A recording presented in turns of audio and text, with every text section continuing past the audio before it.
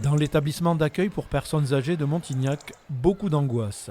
Depuis le début de la contagion par le virus, le 2 janvier, 8 pensionnaires à l'état de santé fragile sont décédés. Ce matin, un 9e décès lié au Covid s'est ajouté à ce terrible bilan. Impacté lui aussi par la maladie, le personnel manque. La direction a fait appel à des renforts. J'ai sollicité Pôle emploi, les agents d'intérim. Donc tous les agents travaillent en 12 heures, donc sur des horaires de 8h-20h, pour permettre aussi qu'il y ait moins de rotation entre les agents et permettre aussi donc, une prise en charge et d'avoir plus d'effectifs sur la journée. Autour du médecin coordinateur et du maire, les personnes préoccupées par ce drame apportent tout leur soutien au personnel.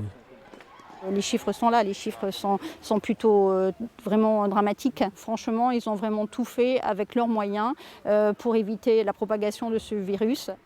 Des moments difficiles aussi pour la représentante des familles, chargée de rassurer les proches et les résidents.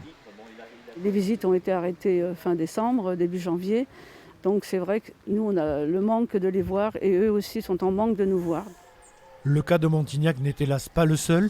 D'autres foyers de contamination au Covid ont touché Terrasson, Saint-Astier ou plus récemment l'EHPAD de La Roche-Chalais, où l'on dénombre 23 décès.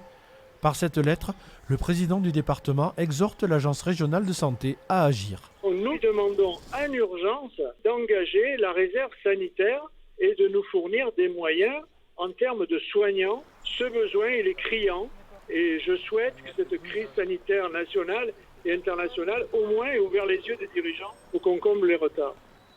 Autre urgence, la vaccination des soignants et des résidents en EHPAD qui tarde à se mettre en place.